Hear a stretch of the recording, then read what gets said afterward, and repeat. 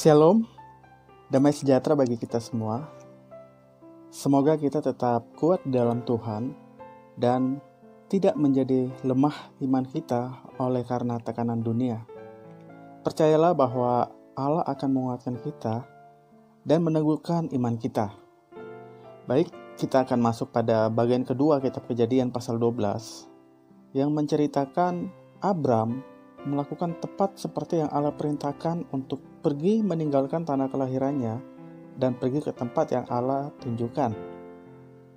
Dan dalam ayat ke-6 dan ke-7 kita dapat melihat di situ Abram berjalan melalui negeri itu sampai ke suatu tempat dekat Sikem, yakni pohon terbantin di More. Waktu itu orang Kanaan diam di negeri itu. Ketika itu Tuhan menampakkan diri kepada Abram dan berfirman, "Aku akan memberikan negeri ini kepada keturunanmu."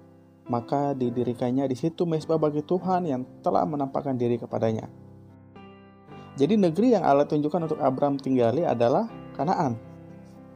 Dan kemudian dalam ayat ke-10, ketika kelaparan timbul di negeri itu, pergilah Abram ke Mesir untuk tinggal di situ sebagai orang asing, sebab hebat kelaparan di negeri itu. Nah, kita dapat melihat di situ ditunjukkan ada satu masalah yang terjadi, yaitu kelaparan yang sangat hebat di negeri Kanaan di mana Abram tinggal. Sehingga Abram ingin pergi ke Mesir untuk mencari kehidupan karena kelaparan yang telah melanda Kanaan. Dalam kitab Kejadian, kita dapat melihat ada 3 kali dituliskan mengenai bencana kelaparan yang melanda bapak-bapak leluhur, yaitu Abraham, Ishak, dan Yakub. Yang kita lihat dalam Kejadian 26 itu pada zaman Ishak. Pada Kejadian 41 dan 42 itu pada zaman Yakub. Dan 2 dari 3 kali bencana kelaparan mereka mengungsi ke Mesir. Kemudian dalam pasal 12 ayat 11 sampai dengan 13, pada waktu itu ia akan masuk ke Mesir. Berkatalah ia kepada Sarai istrinya, "Memang aku tahu bahwa engkau adalah seorang perempuan yang cantik parasnya. Apabila orang Mesir melihat engkau, mereka akan berkata, 'Itu istrinya.' Jadi mereka akan membunuh aku dan membiarkan engkau hidup. Katakanlah bahwa engkau adikku supaya aku diperlakukan mereka dengan baik karena engkau, dan aku dibiarkan hidup oleh sebab engkau." Nah, cerita ini cerita bahwa Sarai saudaranya ini memang benar ya. Kalau kita melihat dalam Kejadian 20, Abram dan Sarai ini bersaudara, satu bapak tapi beda ibu. Ya, banyak yang mungkin membahas bahwa Abram berbohong, lemah imannya ya. Memang benar, tidak salah juga ya. Namun kebenaran yang disampaikan oleh Abram ini tidak sepenuhnya benar. Karena Sarah itu bukan hanya sekedar saudaranya, tetapi juga sudah menjadi istrinya. Jadi tidak lengkap ya kebenaran yang disampaikan. Itu apabila kita melihat dari sisi Abramnya ya. Tetapi di sini saya ingin mengajak kita untuk melihat bagaimana bangsa Israel sedang diajar untuk mengenal siapa Allah Yahweh.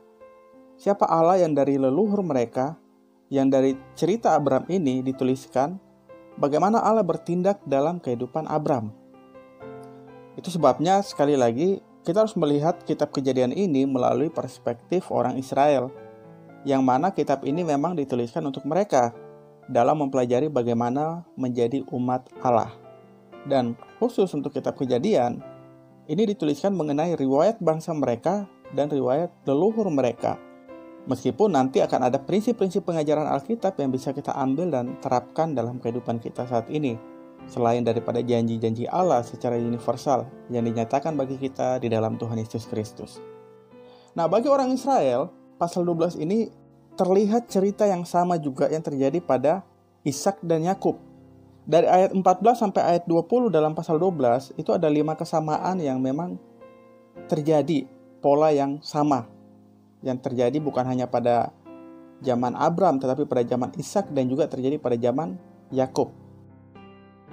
Yang pertama, tinggal di Kanaan, lalu ada bencana kelaparan, akhirnya mengungsi. Yang kedua, Abram dan Yakub pergi ke Mesir, kecuali Ishak yang pergi ke Gerar, yaitu keluar dari tanah perjanjian, keluar dari Kanaan. Yang ketiga, tinggal di Mesir, diperlakukan tidak baik. Sarai dan Ribka ditawan. Kemudian kita lihat pada zaman Yakub, bangsa Israel juga ditawan, dijadikan budak. Nah, yang keempat, Allah memberikan tulah, kemudian Abram dan Sarai keluar dari Mesir. Allah memberikan Tula, kemudian Ishak dan Ribka keluar dari Gerar. Allah memberikan Tula, kemudian bangsa Israel keluar dari Mesir. Yang kelima, mereka tidak hanya sekedar keluar dengan tangan kosong, tetapi keluar dengan kekayaan yang diberikan kepada mereka. Dari kelima kesamaan itu, bangsa Israel diajar untuk melihat bahwa Allah Yahweh adalah Allah yang tetap memelihara dan menjaga mereka dalam situasi apapun. Allah akan tetap melepaskan mereka, membebaskan mereka dari tawanan, dan perjanjian Allah tetap terjaga dan umat Allah tetap terpelihara. Bagi kita orang percaya saat ini, bagaimana melihat dan belajar dari kitab Kejadian ini, kita sebagai umat pilihan Allah yang Allah pilih melalui Tuhan Yesus Kristus, kita pun harus meyakini bahwa janji pemeliharaan Allah, janji pertolongan Allah, janji penyertaan Allah, itu pun berlaku atas hidup kita melalui Tuhan Yesus Kristus. Oleh sebab itu, jangan sampai kekhawatiran hidup membuat kita bertindak keluar dari jalan Tuhan, dan kita melakukan yang jahat di mata Tuhan.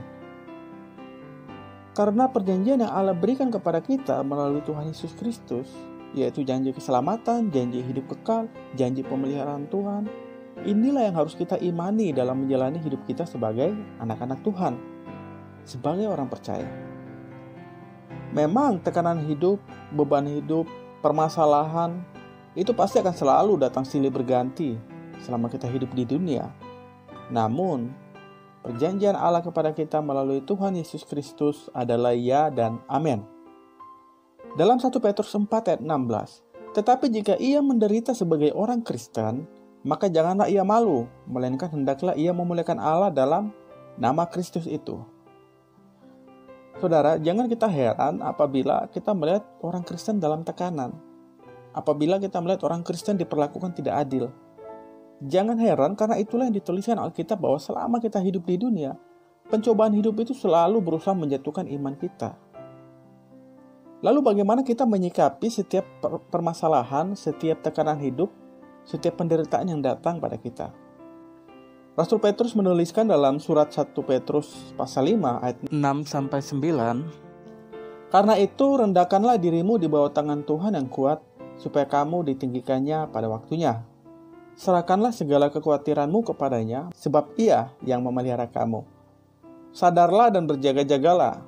Lawanmu si iblis berjalan keliling sama seperti singa yang mengaum-ngaum dan mencari orang yang dapat ditelannya. Lawanlah dia dengan iman yang teguh, sebab kamu tahu bahwa semua saudaramu di seluruh dunia menanggung penderitaan yang sama. Saudara, jadi jangan ketika masalah datang, tekanan hidup datang, penderitaan datang, jangan kita mengandalkan diri kita sendiri atau kepintaran kita atau kehebatan kita seolah-olah kita tidak membutuhkan Tuhan. Jangan, saudara. Tetapi marilah kita datang kepada Tuhan, merendahkan diri kita, mengakui ketidakmampuan kita, dan meminta pertolongan Tuhan. Biarlah jalan Tuhan yang ditunjukkan agar kita dapat melihat jalan yang benar yang harus kita lalui. Segala kekhawatiran kita mengenai masa depan yang tak menentu, mengenai ketidakpastian akan kondisi hidup, serahkan sama Tuhan. Yakni Tuhan akan menolong memberikan kekuatan. Kita harus tahu bahwa iblis akan selalu berusaha menjatuhkan anak-anak Tuhan, seperti singa yang begitu fokus dan siap menerkam mangsanya. Jadi jangan menjadi lengah dan tidak waspada. Jangan sampai kita lemah dan akhirnya terjatuh. Itu sebabnya kita harus memiliki keyakinan iman yang kokoh. Jangan mau percaya jika ada orang datang dan berusaha melemahkan iman kita dengan pengajaran-pengajaran yang palsu dan mengatakan seolah-olah ajarannya adalah kebenaran. Jangan sampai iman percaya kita dilemahkan. Tetapi biarlah kita tetap percaya pada Allah yang hidup, Allah yang sanggup melepaskan kita, Allah yang selalu memelihara kita. Dan ingat, penderitaan ini dialami oleh semua orang percaya, oleh semua orang Kristen. Kesesakan, tekanan dunia itu selalu dialami. Karena jalan orang percaya tidak sama dengan jalan orang dunia. Jalan orang dunia menuju pada kebinasaan, sedangkan jalan orang percaya menuju pada kehidupan. Orang dunia tidak akan pernah melihat hal ini karena mereka mengejar harta, tahta, dan cinta. Dan itu semua menuju pada kebinasaan. Mereka mengejar hawa nafsu diri sendiri. Mereka mengejar kemasyhuran hidup. Mereka mengejar nama besar. Tetapi bagi kita, biarlah kita semakin kecil dan Tuhan Yesus Kristus semakin besar namanya di bumi. Saudara, percayalah pada Allah yang hidup. Sebagai penutup dalam 1 Petrus 5 ayat 10-11, firman Tuhan yang akan menguatkan kita.